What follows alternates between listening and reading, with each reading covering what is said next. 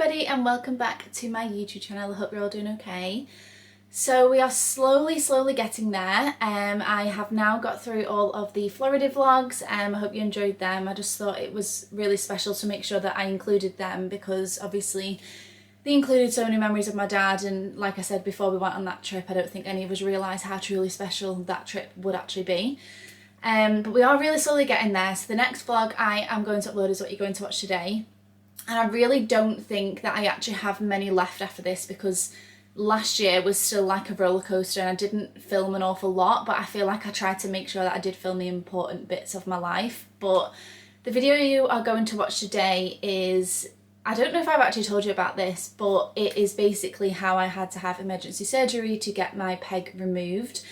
So I just kind of wanted to give you a tiny little backstory just so you kind of understand how we got to that point after we landed back in America, so you've kind of got that gap filled in between, and then you can go ahead and watch it. So I'm going to really quickly skim over this bit because I'm still at that point in my grief journey that if I talk too much about things I just can't deal with it and just cry. So as I said, when we landed in America, my dad got quite unwell. It wasn't straight away that he got so unwell. It was kind of like a gradual decline as we got there, but like I said in previous videos, he still wanted to go on roller coasters. He did not want to come home. He was having the best time of his life, like trying to like be happy and okay. But as the past couple of days before we was due to come home, like we knew that things were going really bad, so we'd made the decision that the minute we land, my mum and dad would go straight to A&E and me, Rob and James would go back and pick the dogs up and then figure out what's going on. So he went to hospital and we got told that it was really bad news. The cancer had progressed so much that there's nothing they can do. So that was on the Sunday that we arrived back home. And 10 days later, that's when we lost him. So that was on the 6th of December 2023, and it is literally crazy to even think like that it's over a year ago now. Like it still feels like yesterday in some way. But obviously going on from the 6th of December, things were so tough for us as a family, and it was Christmas and it was just awful, but obviously we was together and we were just trying to get through it every day as easy as possible. So that's just quickly to explain kind of the timeline on my dad. I feel like when I'm ready to talk about things in more detail I will do, but I'm just not there yet. So I would say roughly around probably the last week in December, I realised that my stomach is really sore. And I thought it was granulation tissue because I had quite a lot around my peg. So I basically contacted my team and just said, I've got some really bad granulation tissue. What do I do? Like, can I come in? Can you have a look at it? And I went in to see my team, went to go see my nutrition team. So as I went to go and see my nutrition team and they had a look at it, I obviously thought it was just granulation tissue. Once they actually had a look at it, they realised that something was really wrong. And they realised that I had a buried bumper. So what a buried bumper basically is, I'll maybe try and insert a clip or a small image if I can find one to explain it. If I've not been able to find one that explains it well enough. But basically, if you can imagine this is your stomach, for example, and you've got a tube going in. On the inside of your stomach, you'll have your tube on the inside that allows you to drain your stomach contents out of it, or if you're putting feed or fluids in there, to go in there. And what my stomach had basically done in my case was grown over the tube on the inside, so I could not drain out from it really. I could still get bits out of it, which is why I didn't really realise that I had a buried bumper, but it was just so sore, which is why I'd gone into clinic in the first place. So they realised that I had a buried bumper, and the whole entire content of this video is what you are going to see what happened. I'm just gonna firstly apologise about this video because I recorded most of it on my phone, and throughout this video I've had to insert subtitles. I use the editing software that I use to basically have subtitles over the images. Some things might be spelt wrong, to be honest with you, because it's like the American version that I'm using. But something was wrong with my camera on my phone. I don't really know why. But a lot of the footage is like, there's like random noises and you can't hear me very well in some clips. So I was kind of thinking maybe I shouldn't put this vlog on because it's not usually my content I would put on because the clips are so bad, but I just thought it was really important for you to see this part of my journey because this is what has led me up to where I am today. So yeah, you're going to see this video now. I'm going to stop talking so you can watch it, but like I said, I am sorry about some of the quality of the clips, but I feel like watching this video back, it was a very, I would say, like raw and emotional video for me because I was in the height of my grief. You know, my dad had died probably like, I mean, when I first went into the nutrition clinic, he died like 3 weeks before then. It was just an awful time. And as the time goes on, which you will probably see, my pain was increasing. They tried a lot of things to basically fix my tube before it led to surgery, but they couldn't, which is what you're about to see. Probably can tell from the title of this video anyway, but yeah, I'm gonna go ahead and let you watch it. I am sorry again about the quality of the clips, but like I said, once you have watched this video, we're really close to live, full, like back in real time. So I hope you enjoy, and I will catch up with you in my next video. Bye.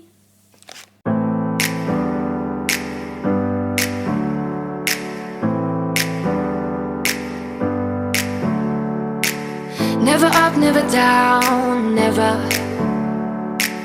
Like a theme in a song, clever. Feeling high, feeling low at the same time. Feels so right, then I'm wrong, hoping I'll be fine. But I get up, I always do.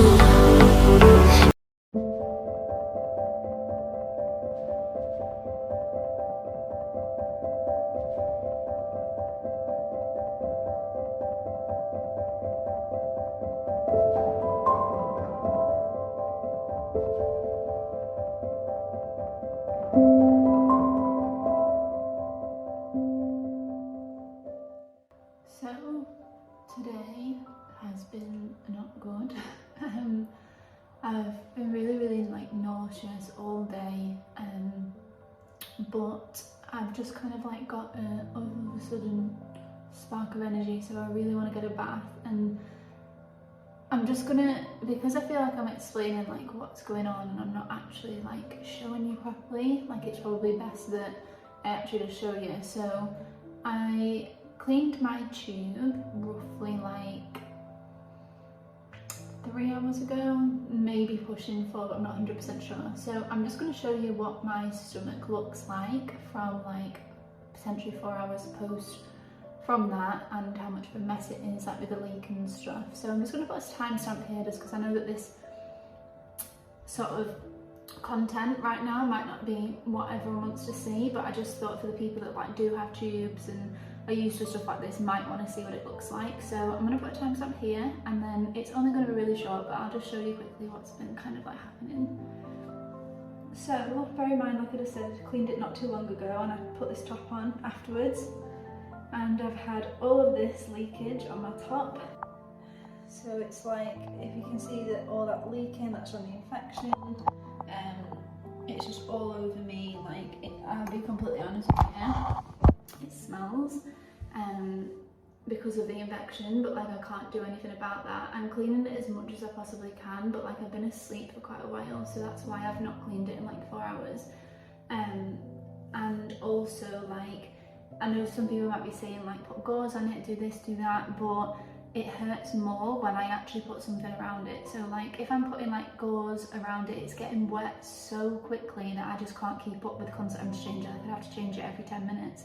And having something that's really wet, like around that site, will just do it worse because it's like a constant wetness around it. Whereas when I'm just leaving it like that, it's kind of running past it. But I am like wiping it as much as possible. Like I said, I've just been asleep for quite a while, so that's why. But I'm just running a bath, which is why I'm in the bathroom. It might sound quite echoey. And I just, baths right now with this is just unreal because I don't need to worry about my line. it's unreal. Okay, so just come out of the procedure and it did not go well at all.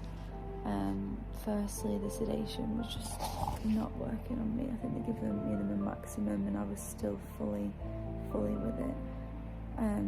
They took the biopsies, which was good, but that was only an additional thing they were doing while it was in there.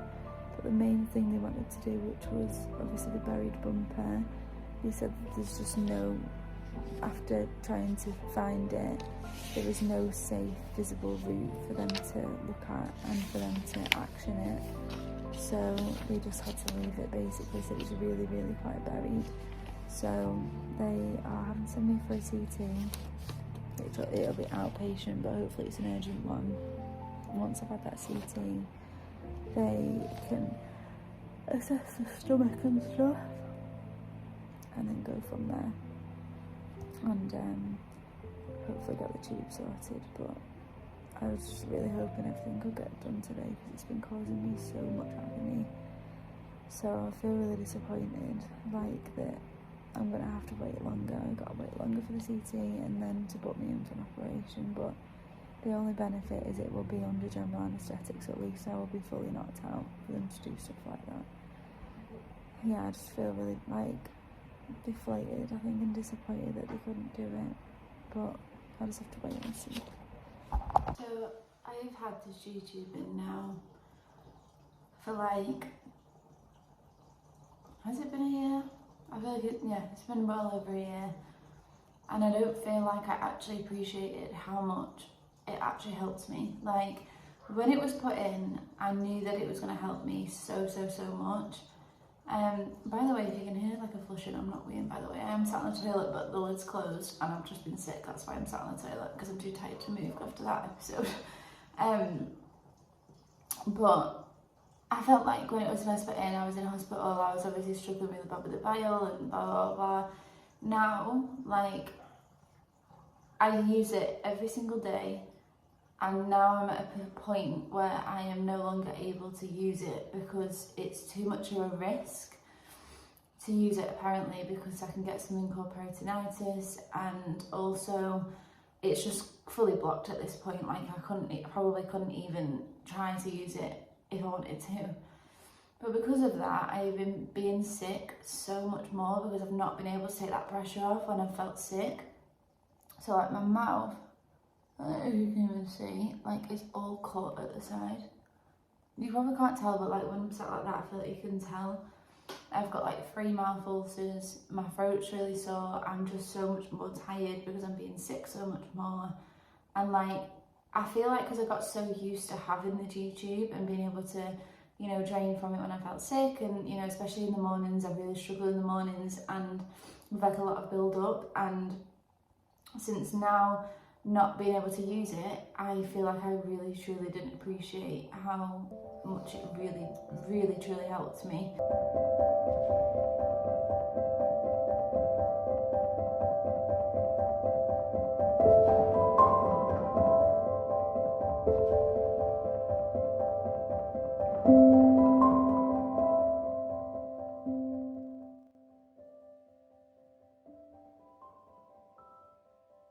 So it has almost been 7 weeks, like, since finding out I had the buried bumper to where we are today.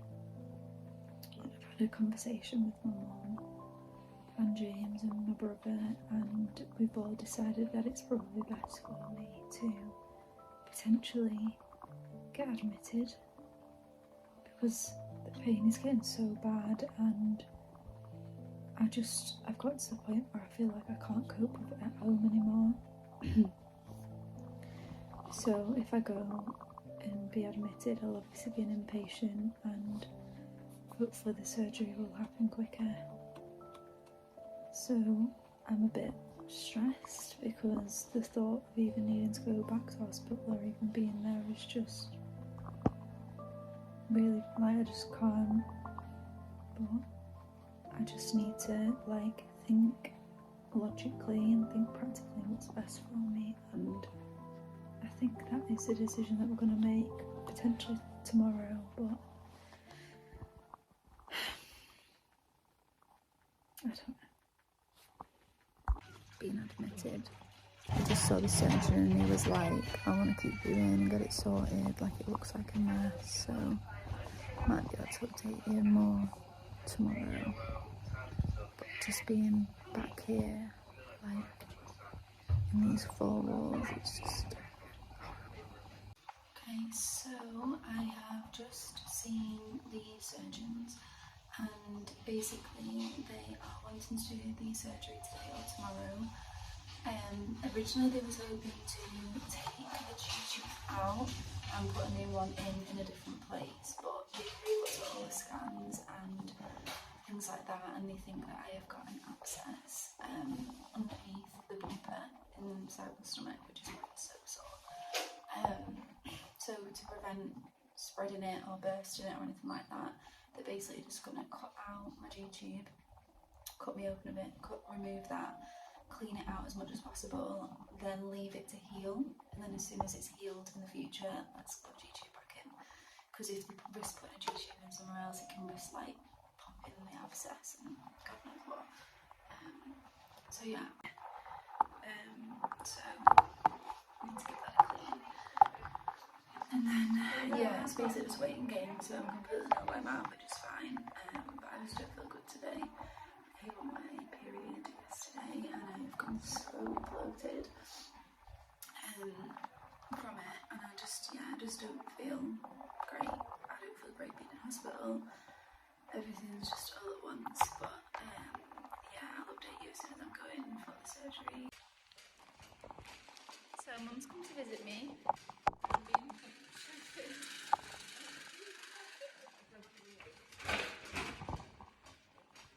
I was trying to walk and my mum told me to get in a chair because I'm like limping, but I was trying to, I don't know, get over the pain. She's literally a pro at wheelchairs now. But I remember when we first having to start using it and she nearly flipped me out about 4 times. Do you remember? So I've got some visitors today.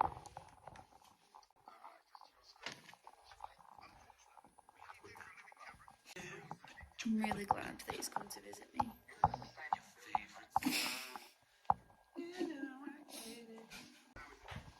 This is the worst 2 people that could have come to visit me at once because they're just... Why?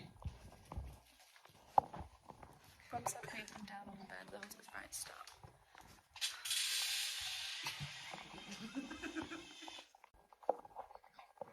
My granddad's just been and he left his hat.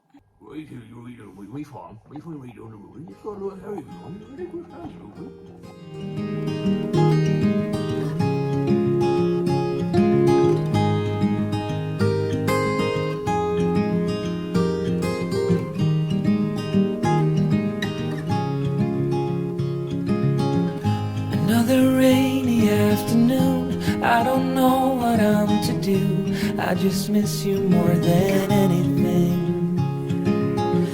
It's way too quiet in the house, I'm just wasted on the couch, 'cause I don't wanna feel anything. Wish you'd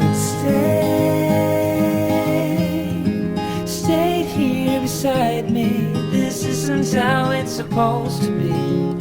Wish you'd stayed here right with me. I can't shake that feeling that we said goodbye too soon.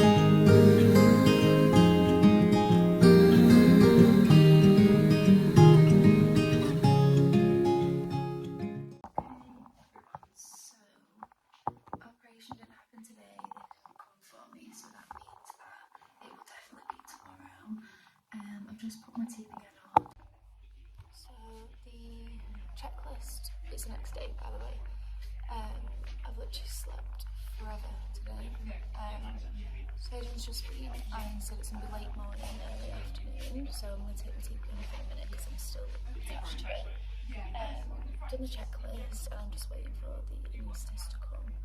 I don't feel too good today. I just feel like tired and impaired, really dry mouth as well for some reason. But probably because I'm being sick a lot more now, I can't actually have a drink, so yeah, I'm just looking forward to get it done with. Like, it just needs to come out at this point. I can't even remember if I told you about the abscess or not, but I would say that that's one thing that I'm a bit worried about, I would say. I just feel like I'm just a bit worried about them going in there, like messing with it and then like spreading an infection, but they said they're going to put me on antibiotics as soon as I'm out of surgery just in case, so that makes me feel a little bit better. Yeah, I'm just gonna go wash my face, brush my teeth, just get up on TPN. My nurse has just changed my dressing as well, which is good because it's literally so monkey and falling off. Yeah, so today's the day. So it's the next day. I didn't get called yesterday, so I waited until 9 p.m. Like no bottom half, no water, no nothing. For them to say it's not going to happen, because I'm on like the emergency inpatient list. Basically, like if like an emergency comes in, you know, it literally is like emergency operations, like, you know, someone's had an accident or someone got brought in by the air ambulance, then they go straight in surgery, and then the list of the inpatient that gets like pushed down. So it's completely understandable. So I'm waiting again today. I'm so thirsty, like my mouth's so dry and I can't have anything, but I'm waiting to see them today, this morning. Just hope that they say that it, you know, is likely to happen today, but I guess it could be the same as the past 2 days, that I just don't know. So we'll see, but I don't feel so good today. I'm quite tired and just sore, so I'm just gonna have my meds and see what happens.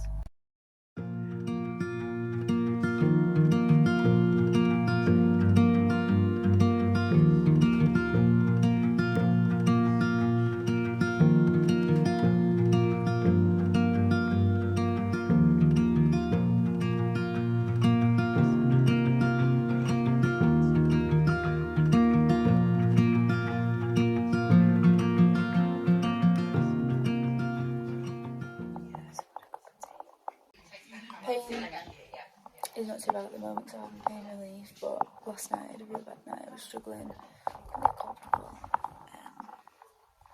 It looks like this today. It feels weird, and I can tell that I've only got one tube. I don't know how to explain it, but I feel the weight difference of it. It's weird. But yeah, hopefully it happens soon because I'm done with this place. So the tube is out. It's actually been a couple of days since it's been out for. I didn't give an update straight away because when I had the surgery it was really traumatic. There was a lot that went wrong, which I'm gonna speak about another time. But yeah, they've had me a lot of fluid, so my face is like really puffy. Yeah, it's really groggy and just obviously a bit sore. I will fill you in properly on what actually happened on Friday, maybe when I'm at home. But yeah, it was very, very traumatic on Friday. I didn't end up going on my TPN and loads of things. So yeah, hopefully a couple more days in hospital. They haven't closed the wound up, they've literally just packed it because there was an abscess inside. They can't stitch it up or something, so they've packed it and then every 48 hours it gets changed. So yeah, I'm just glad it's done. Being sick is quite difficult with the pain, but I can't really help that. Obviously I can't drain now because I don't have a peg, but yeah, I'll update as soon as I can. But all I know is that I'm on antibiotics. It's literally just in this like little thing there. It's 3 times a day. So yeah, hopefully home soon, back to normal, and just want to figure out if it's ever even happened. Okay guys, so it is discharge day today. It has been 9 days in total since I've been in hospital. Obviously I've not filmed an awful lot because I've not been well. Now I know I haven't told you too much about the surgery yet, and I will explain everything when I get home. Like I said, there was a lot that went wrong and it traumatised me probably even more than I was before I came in. But you'll understand when I go home and tell you what actually happened. I just don't feel comfortable just like speaking about it on the ward. I mean, I've already told some of them, they know that I'm going to complain anyway, but you'll understand when I get home. But yeah, I'm just waiting for my meds. They've changed my dressing today. It's looking pretty good. All that literally you can see is that. So if you can see where my old sort of J tube was there, that's what that's pretty much going to look like. They've had me on so much fluids and stuff like that, so I'm feeling like very, I don't know what the word is, just very like, I don't know how I can describe it. And the antibiotics that I have being home for the past 48 hours also made me feel quite sick, but I'm going home today, thank God. I just need to get my cannula out, meds and discharge letters. So just quickly before I go back in the room, so last night I'm in a bed with 4 people, like I'm one of the 4 people in there, as you can imagine, normal shared bays. And last night I don't know what happened, but basically they took our 4-bay room into a 5-bay room. So basically I was literally shoved in the middle of this room last night with like 4 beds around me, and it's something that if someone ever told me that that could happen in hospital, I'd be like, no, that would never happen. But I'm going to show you when I go back in. I just wanted to explain before I showed you. But yeah, so I'm literally just in the middle of this bay. Bear in mind I have no curtains or anything like that. The only curtains I can possibly use are like the bed next to me if they have their curtains shut, and the bed next to me if they have their curtains shut, and they give me a dignity screen. Literally